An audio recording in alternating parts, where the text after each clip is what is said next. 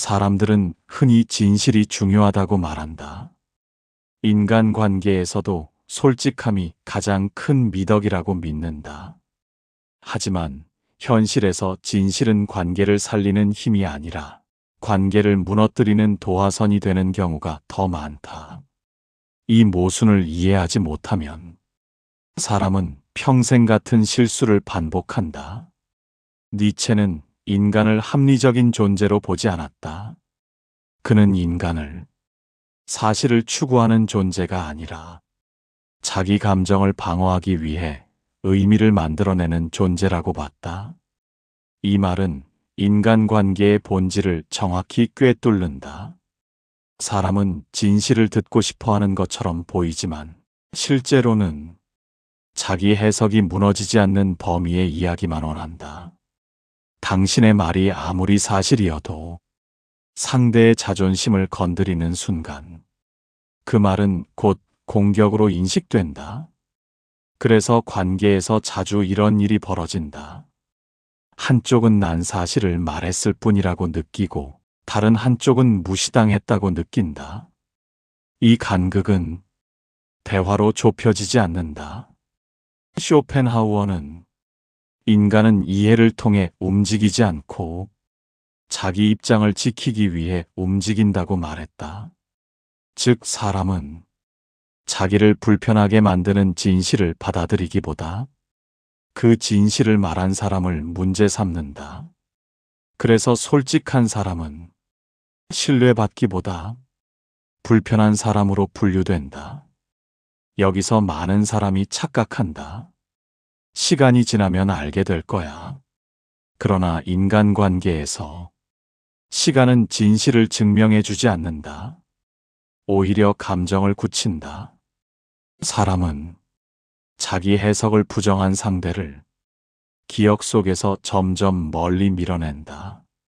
이 지점에서 사람을 속인다는 말의 의미가 바뀐다. 속인다는 것은 거짓말을 늘어놓는 것이 아니다. 상대가 믿고 싶은 자기 이야기를 굳이 무너뜨리지 않는 선택이다. 관계에서 중요한 것은 얼마나 정직했느냐가 아니라 얼마나 상대의 감정 구조를 건드리지 않았느냐다. 이 사실을 받아들이지 못하면 아무리 도덕적이어도 사람은 남지 않는다. 이제부터 말할 4가지는 인간을 조종하는 기술이 아니다. 인간의 본성을 인정한 사람만이 쓰는 관계의 현실적인 언어다. 사람들은 상대의 속마음을 알고 싶어 한다. 겉으로는 솔직했으면 좋겠다고 말한다. 그러나 이 말에는 언제나 조건이 붙어 있다. 자기 기분이 상하지 않는 범위 안에서만이다. 이 조건을 무시하는 순간 관계는 조용히 균열이 난다. 에픽테토스는 인간의 고통을 사건이 아니라 해석에서 비롯된다고 봤다. 속마음도 마찬가지다. 당신의 생각 그 자체보다 그 생각을 상대가 어떻게 해석하느냐가 관계를 결정한다. 문제는 여기서 시작된다. 사람은 상대의 속마음을 들으면 그 의미를 그대로 받아들이지 않는다. 반드시 자기 중심적으로 번역한다. 그건 그런 뜻은 아니었어. 이 말이 자주 나오는 관계일수록 이미 늦은 상태다. 속마음을 말하는 순간 상대의 머릿속에서는 질문이 아니라 가설이 생긴다. 의도, 숨은 의미, 비교, 평가. 그래서 솔직한 사람은 해명을 반복하게 된다. 해명을 반복하는 사람은 점점 신뢰를 잃는다. 니체는 모든 진실은 맥락을 잃는 순간 폭력이 된다고 말했다. 속마음은 진실이지만 관계에서는 항상 무기가 될 가능성을 가진다. 많은 사람이 속마음을 숨기는 것을 비겁함이라고 생각한다. 그러나 서양 철학은 다르게 본다.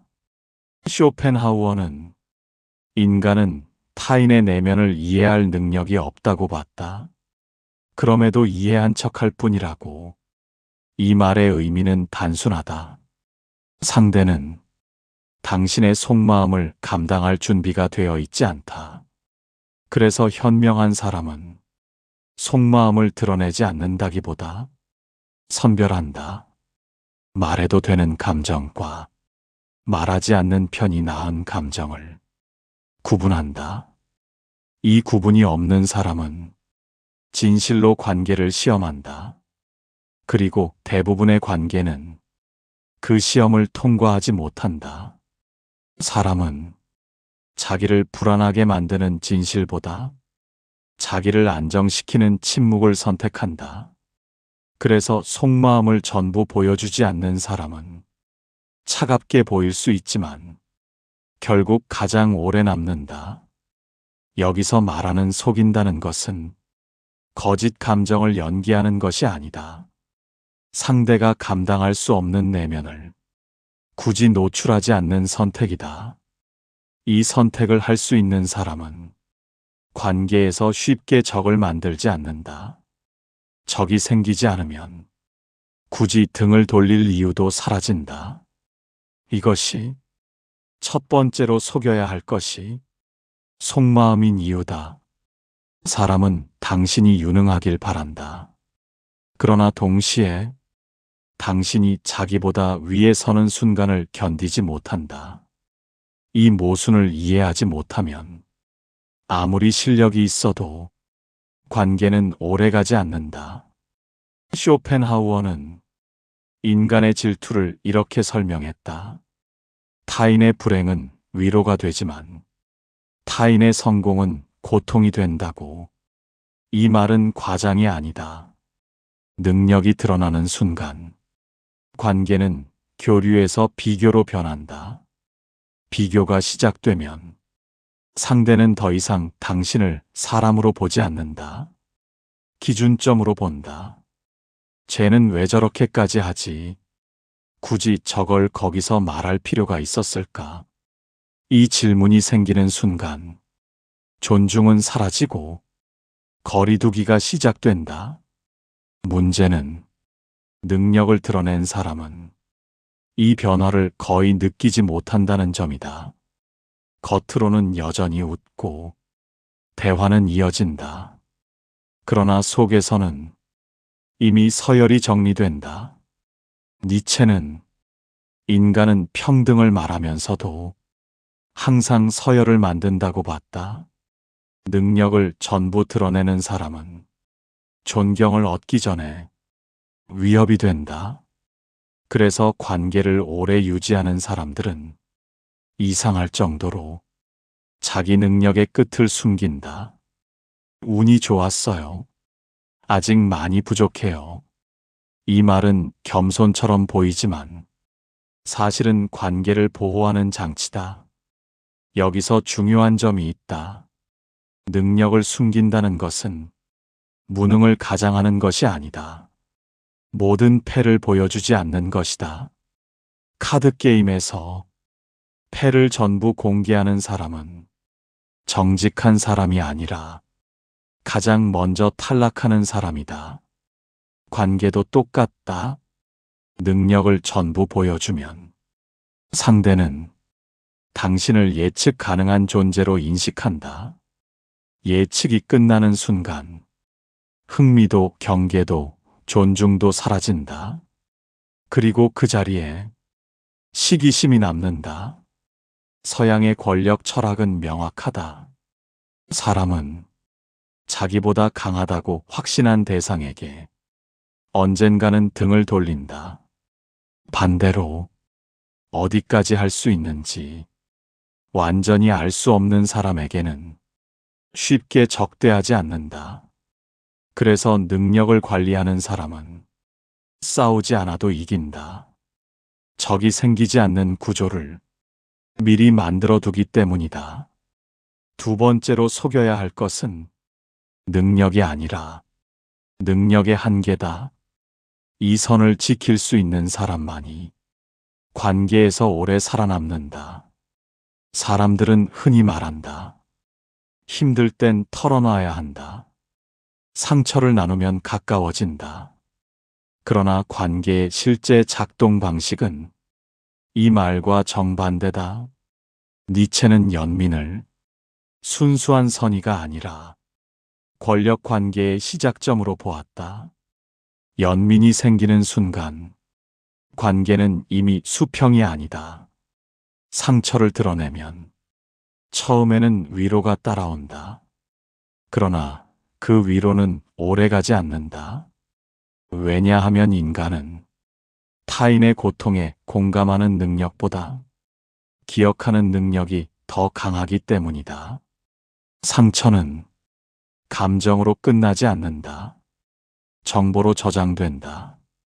저 사람은 저런 상황에 약하다. 이 얘기를 하면 흔들린다. 이 데이터가 쌓이는 순간 관계의 균형은 깨진다. 쇼펜하우어는 인간은 동정하는 순간에도 자기 우월감을 느낀다고 말했다. 이 말은 잔인하지만 사실이다. 누군가를 위로하는 동안 사람은 자신이 위에 서 있다는 감각을 얻는다. 그래서 상처를 자주 드러내는 사람은 어느 순간부터 동등한 존재가 아니라 관리해야 할 존재가 된다. 문제는 여기서 끝나지 않는다. 그 정보는 언젠가 반드시 다시 등장한다. 너는 원래 그런 부분이 약하잖아. 그때도 그랬지. 이 말이 나오는 순간 위로는 무기로 바뀐다. 이때 상처를 드러낸 사람은 배신감을 느낀다. 그러나 철학적으로 보면 배신이 아니다. 처음부터 그 정보는 위험한 위치에 놓여 있었다. 서양 철학은 감정을 숨기라고 말하지 않는다. 다만 노출을 통제하라고 말한다. 강한 척할 필요는 없다. 다만 무너진 모습을 습관처럼 보여주지 않는다. 자기 회복력이 있다는 인상을 유지하는 사람은 동정을 받지 않는다. 대신 적어도 무시당하지 않는다. 인간관계에서 존중이 사라지는 순간은 빠르다. 그리고 그 출발점은 대개 과도한 감정 공개다. 세 번째로 속여야 할 것은 감정이 아니라 상처의 깊이다. 이 깊이를 관리할 수 있는 사람은 관계의 주도권을 잃지 않는다.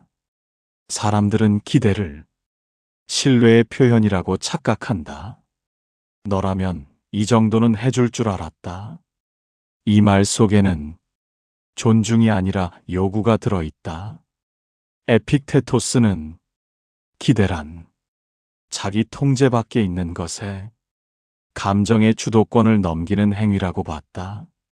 즉, 기대가 많을수록 관계의 운전석에는 상대가 앉게 된다. 문제는 상대는 그 책임을 원하지 않는다는 점이다. 기대는 보이지 않는 부담이 된다. 그래서 기대를 느낀 사람은 처음엔 애쓴다. 그러나 시간이 지나면 거리두기를 선택한다. 왜 예전 같지 않지?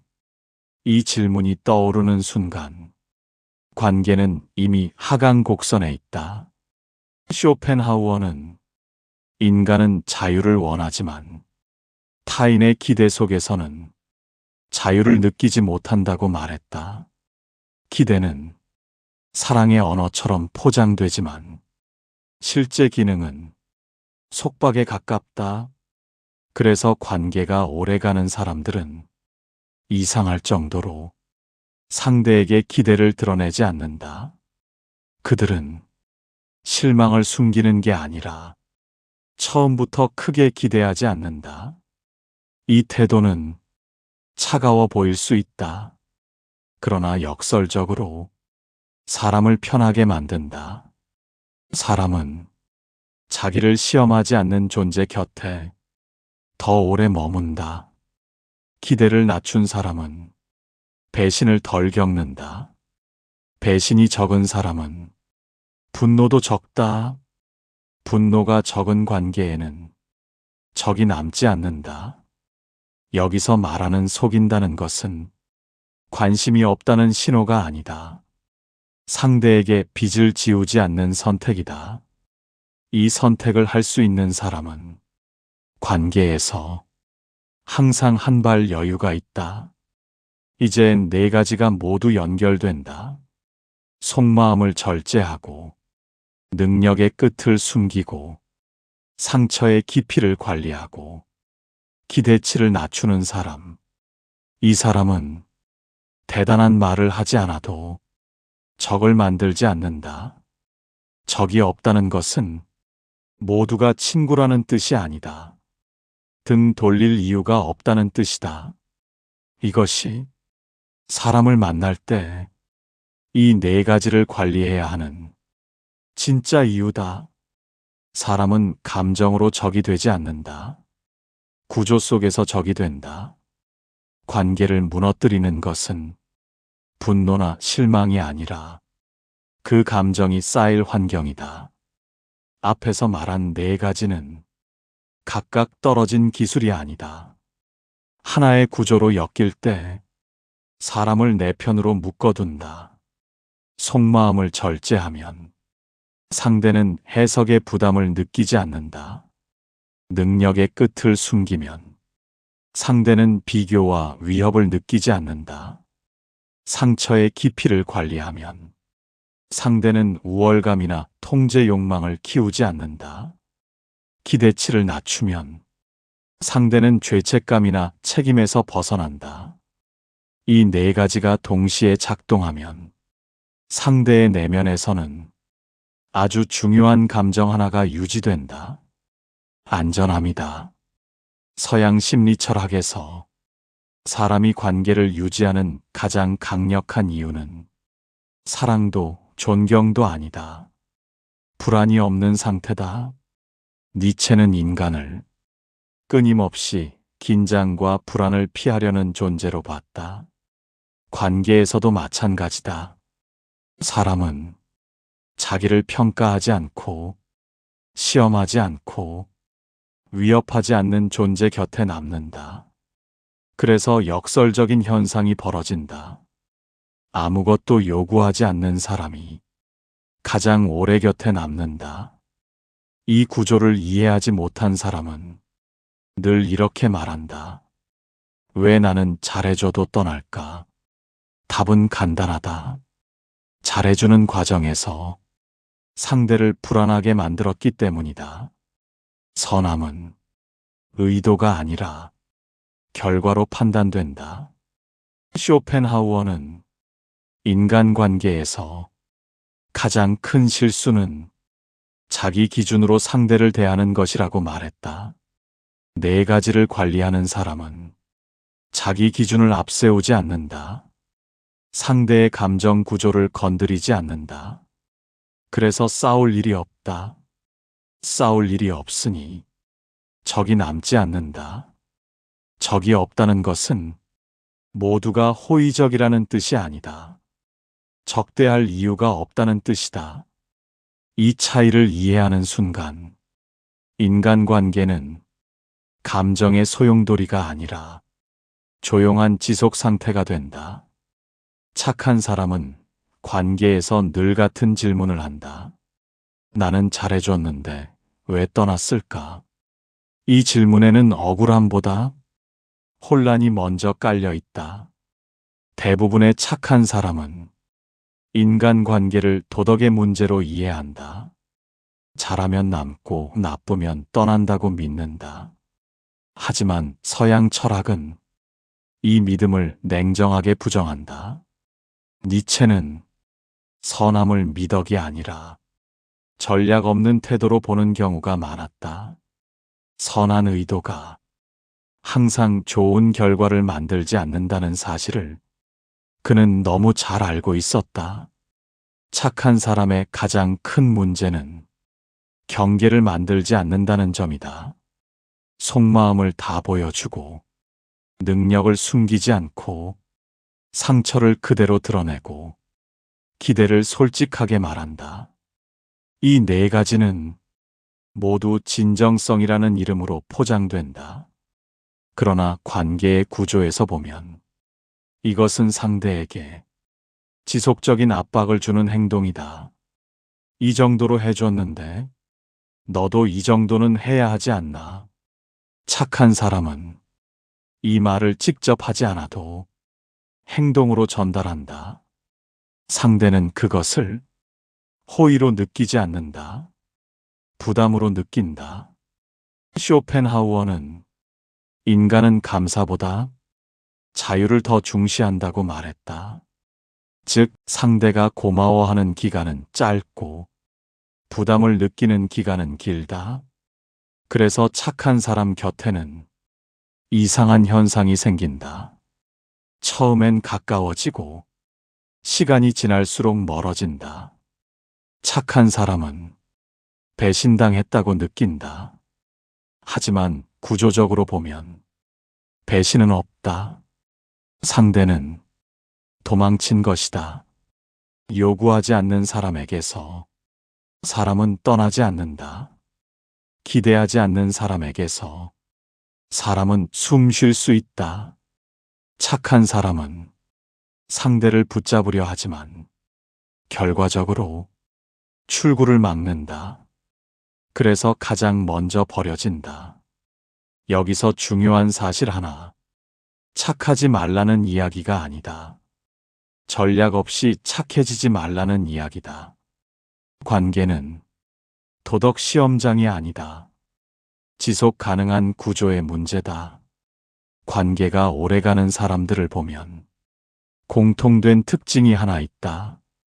설명이 거의 없다. 억울해 보여도 해명하지 않고 오해가 있어도 바로잡지 않는다. 침묵이 많다. 이 태도는 소극적인 성격 때문이 아니다. 관계의 구조를 이해한 결과다. 사람들은 흔히 말을 많이 해야 오해가 풀린다고 믿는다. 그러나 실제로는 정반대다. 설명이 많아질수록 의심은 더 커진다. 고대 스토아 철학자 에픽테토스는 인간이 통제할 수 없는 것에 에너지를 쓰는 순간 자기 주도권을 잃는다고 봤다. 설명은 대부분 상대의 해석을 통제하려는 시도다. 그러나 해석은 언제나 상대의 영역이다.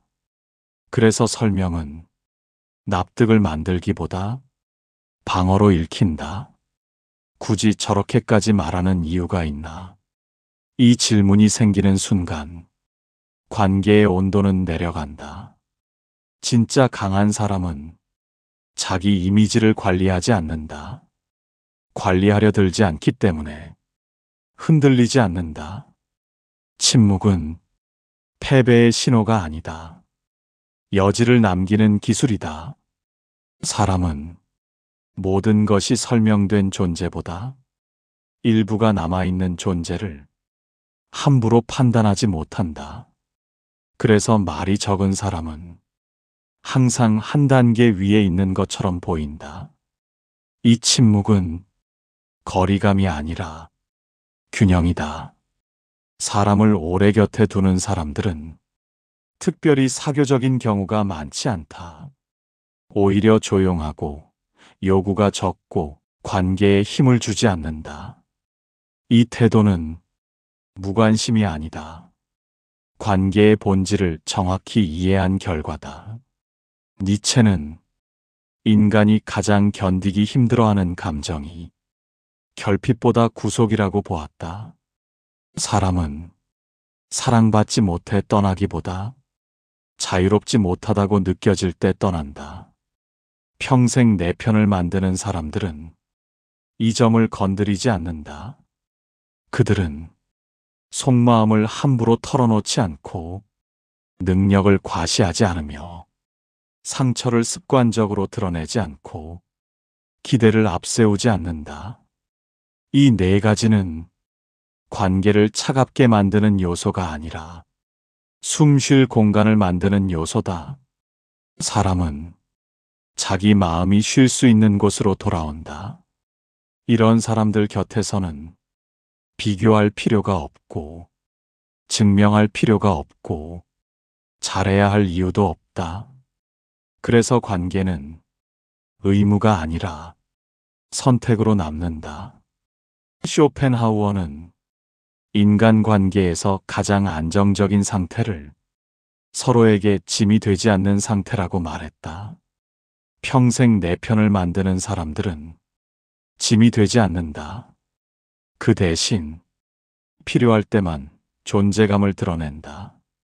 이 태도는 눈에 띄지 않지만 시간이 갈수록 가치가 커진다.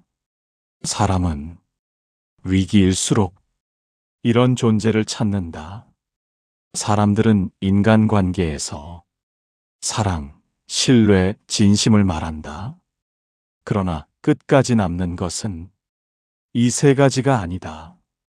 끝까지 남는 것은 예측 가능성이다. 니체는 인간을 혼돈을 견디지 못하는 존재로 봤다. 그래서 인간은 선한 사람보다 안전한 사람을 선택한다. 안전한 사람이란 항상 옳은 말을 하는 사람이 아니다. 상대의 감정 구조를 불필요하게 흔들지 않는 사람이다.